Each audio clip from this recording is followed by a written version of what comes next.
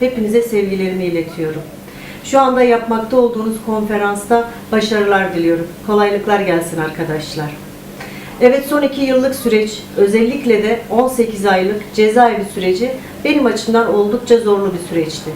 Ama bu zorlu süreçle başa çıkmamda en büyük desteğim siz sevgili yoldaşlarımın göstermiş olduğu dayanışma ilişkisiydi. Binlerce kilometreleri, okyanusları, Sincan cezaevinin yüksek beton duvarlarını aşıp bana ulaşan sözünüz, sesiniz, selamınız bana güç verdi, destek oldu. Dayanışmanın gücünü ve güzelliğini gösterdi bana. Bütün duruşmaları inatla ve ısrarla, yorulmadan takip ettiğiniz için, benim tekrardan özgürlüğüme kavuşmam için yaptığınız bütün mücadelelerden dolayı sizlere, her birinize ayrı ayrı teşekkür ediyorum. Elbette bu süreçleri yaşayan yalnızca ben değilim. KESK üyesi yüzlerce arkadaşımız benzer süreçleri yaşadı ve yaşamaya devam ediyor. Emek, demokrasi, barış mücadelesi yürüttüğümüz için, kadın mücadelesi yürüttüğümüz için, sağlık hakkı mücadelesi yürüttüğümüz için, çocuklarımıza daha güzel bir gelecek bırakmanın mücadelesini yürüttüğümüz için yargılandık, yargılanıyoruz. Evet, zorlu süreçler, ama bu zorlu süreçlerle başa çıkmanın bir yolu dayanışma ilişkilerini geliştirmekse, diğer en önemli yolu da kararlılıkla, ısrarla ve inatla bu mücadeleyi sürdürmek. Bu mücadeleyi sürdürdüğümüz sürece bizler bu mücadelemizde haklılığımızı bildiğimiz için de hep beraber kazanacağız ve hep beraber iyi olacağız. Ben bir kez daha bu yolu birlikte yürüdüğümüz için, birlikte yoldaşlık yaptığım için ve bu süreçte benim ve diğer bütün arkadaşlarımın yanında olduğunuz için sizlere tekrardan teşekkür ediyorum. Zorlu bir süreç, zorlu ve uzun bir yol, ama birlikte yürürsek bu yolun sonunda güzel günleri göreceğiz. Hepimize kolay gelsin, yolumuz açık olsun. Hepinize tekrardan sımsıkı kucaklıyorum ve selamlarımı gönderiyorum. Kendinize iyi bakın.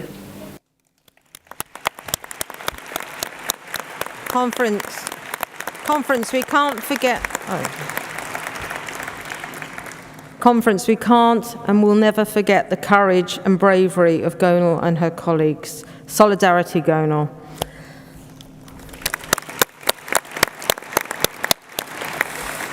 I now have the pleasure of welcoming our international guest speaker, Rosa Pavanelli. In October, Rosa will retire after 11 years as General Secretary of our global union, Public Service International. Under Rosa's leadership, PSI has become an internationally respected campaigning voice. Rosa has been our representative at United Nations and International Labour Organization and the World Health Organization, standing up for public service workers and speaking out against privatization and the neoliberal model. Rosa started as an activist in the Public Services Federation of the CGIL trade union and working in the Italian civil service. She went on to become a full-time official of the CGIL, covering the municipal sector first and later the health sector, becoming a regional secretary and then head of international before being elected president of CGIL, Public Service Federation.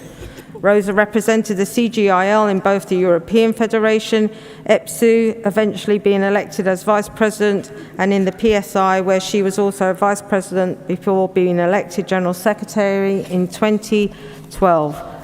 Rosa has always been a good friend of UNISON and has worked closely with Dave Prentice, who has served as PSI president alongside her. So, conference, please give Rosa a very warm welcome.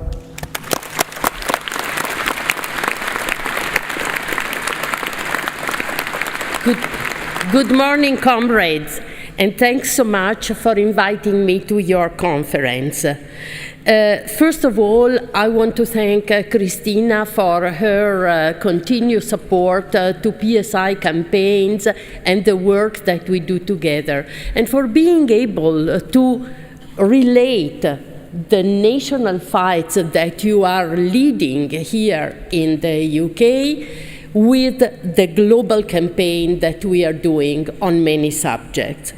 Then let me take the opportunity to thank Lisa Snape and Nick Rook for their invaluable contribution in our executive board. They bring the voice and the experience of UNISON at global level, but they also contribute to shape our policies globally.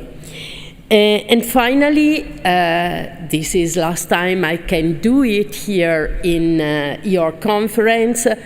I'd like to thank very much your former General Secretary, Dave Prentice, my current president, as president of PSI, who has been really inspiring the work that we do at global level.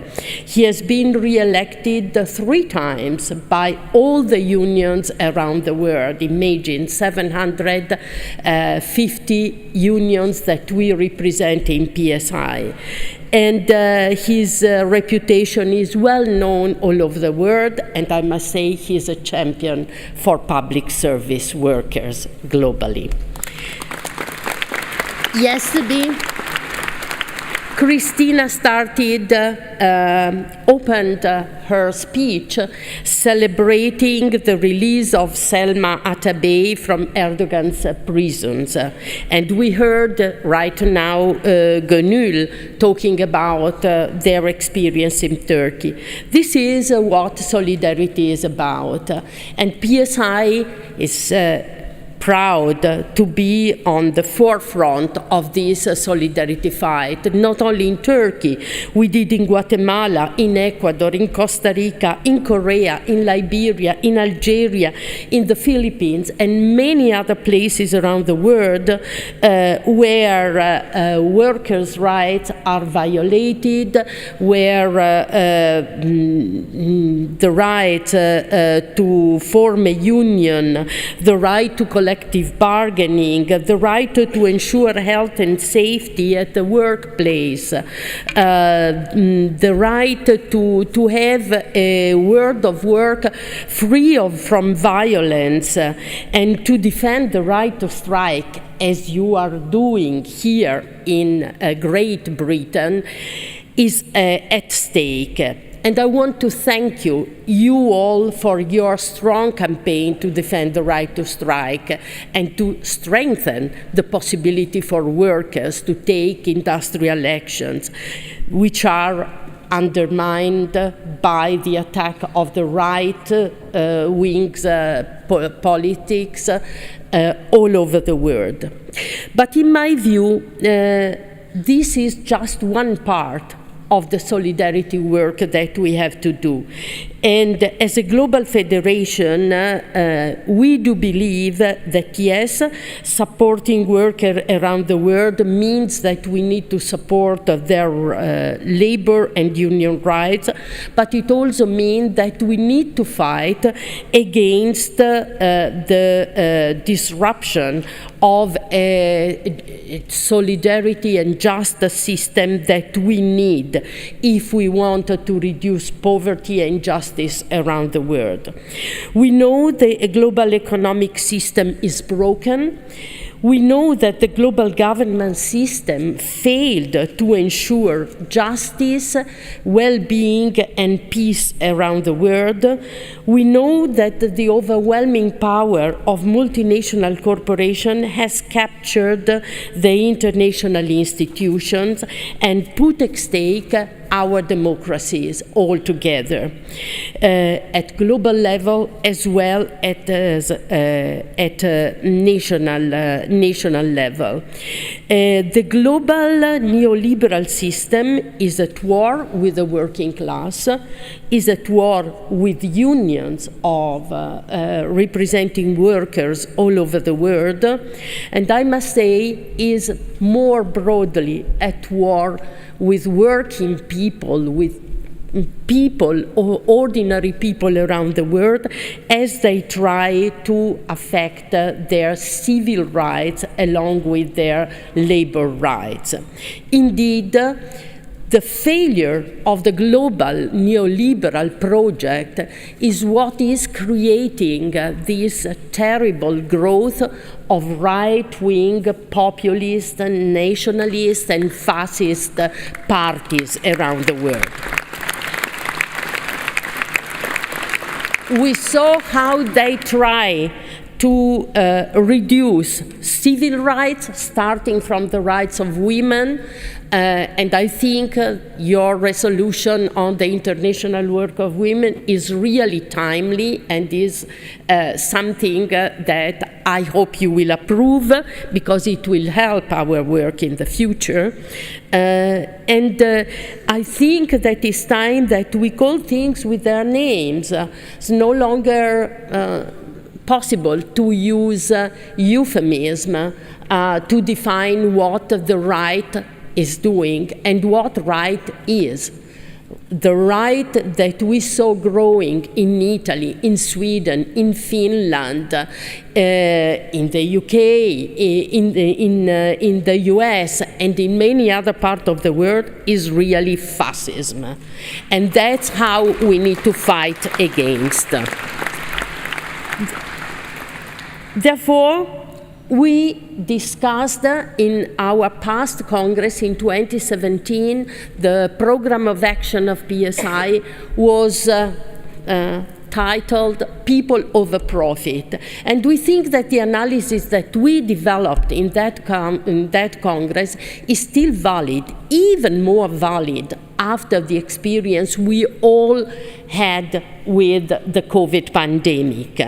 And now what we are proposing for next 5 years in the Congress that we are going to hold in October is continuing put people over profit in a world with multiple crises. I think that we need to acknowledge that never before we have been confronted with so many crises: the health crisis, the economic crisis, the climate crisis, the digital transformation that can be an opportunity but can also turn into another crisis for working people. And yes, war and political instability at global level. Yesterday, we know there's been discussion around the experience that COVID brought to our communities, to our workers, particularly in the health sector. And your fight to defend the NHS is reflected in the strong campaign that we are leading at global level within the World Health Organization, but as well in supporting unions to defend the public nature of the health system around the world. And there's no alternative if we want to make sure that there will be universal access to health services. Yesterday, you had an interesting discussion about care. We saw during the COVID pandemic how intimately care has to be related to the health system. And the fact that the transformation of the care services in a big business created this divarication from the health of the health and the care system is part of the failure that we saw, and is part of the suffering that many of our members had to go through during the pandemic. Your campaign for a national care system is what we are campaigning for with the manifesto that we launched in 2021, where we talk about redistribution of care between the family and the society, when we talk about recognition of the value of care as a human right and not as an economic factor, and where we talk about care as one of the fundamental tools to rebuild a more inclusive and sustainable society. Care jobs help women to freely access the labor market. Care jobs can help reducing the pay gap between men and women, and care jobs can help rebuild more inclusive society globally.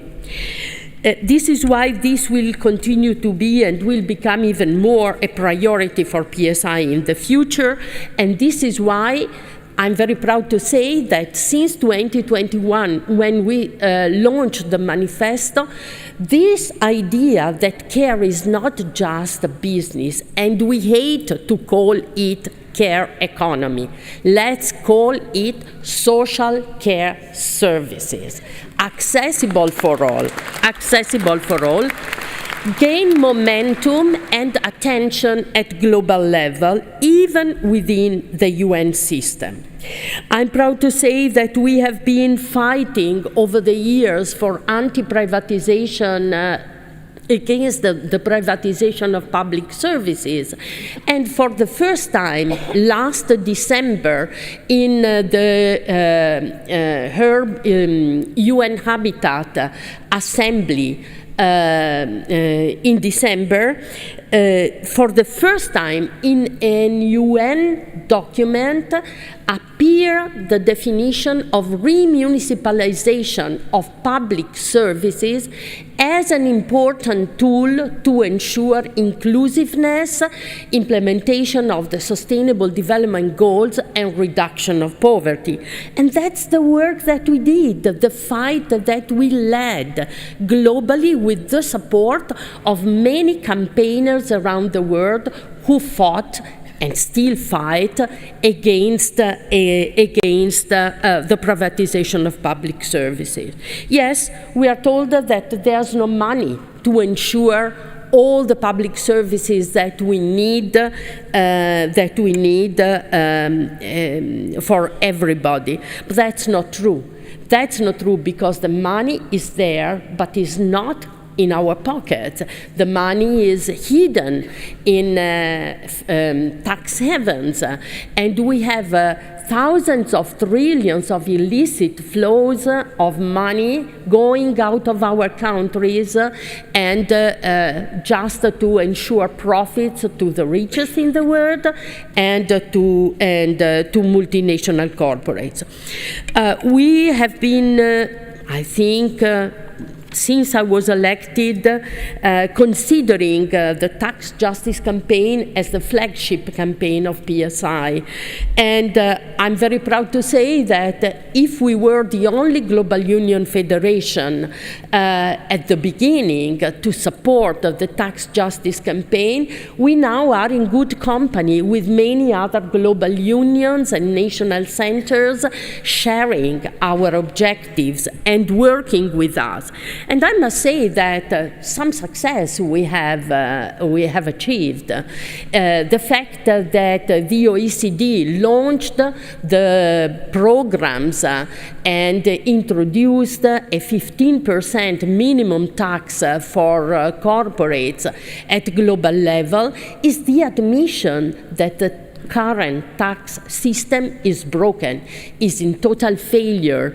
They couldn't hide this fact, even though it's not what we want. It's not enough, because we want public information on the tax paid by the corporation. We want a corporation to pay tax where they produce their profit, not in the tax havens, and we want at least a 25% minimum tax. And we said for the next Congress that we want people of a profit in a world of multiple crises, because, as I mentioned, climate crisis is affecting we all. We see every day disasters impacting on populations all over the world with extreme climate events. We know that we need to protect the workers in frontline services, in the emergency services, and this is our responsibility. It's not just about adaptation. It's about taking seriously the challenge that the climate crisis is imposing and changing the system of production and the system of consumption that we need if we want to really help a population. Otherwise, nobody will stop the flow of migrants. 110 million just 2 days ago, the UN said, will be the climate migrants that will seek safe situations around the world. And there will be no deportation to Rwanda or in any other place if we want really to deal with this issue. And as I said, the digitalization is another challenge, can be an opportunity, but depends how we manage with that. First of all, we need to defend jobs. Second, we need to ask, to claim to governments that they own the property and the know-how of the data that they need to digitalize in this process. Because without that, there will be a terrible loss of know-how, but also a terrible loss of democratic control of public institutions over the data that are given in the hand of few private corporations. This is why our slogan is data are the new public good, are the new common that we need to defend and to protect.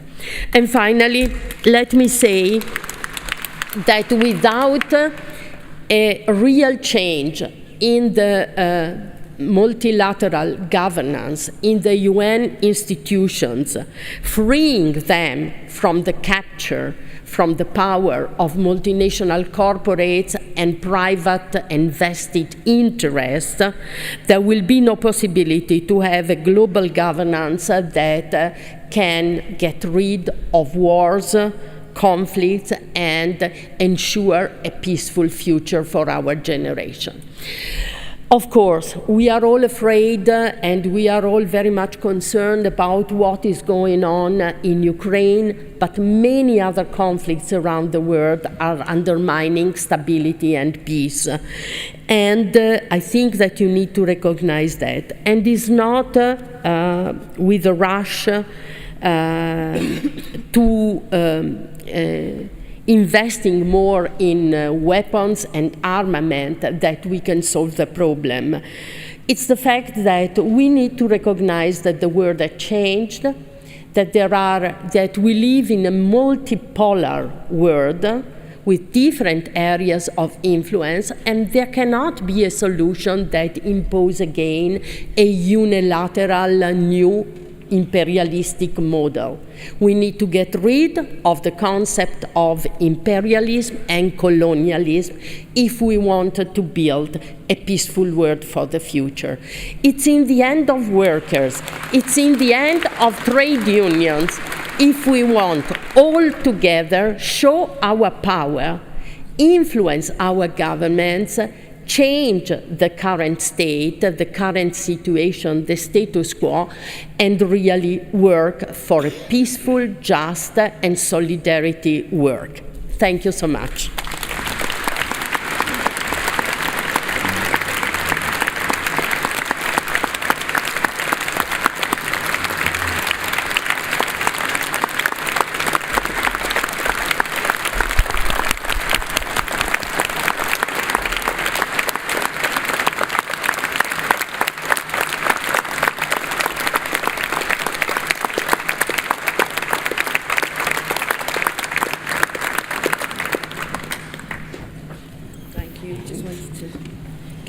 Gift to say just wanted to give a gift to Rosa to say thank you for coming over to speak to us. Thank you so much. Get some photographs. My pleasure. Thank you, Christina. Thank you so much.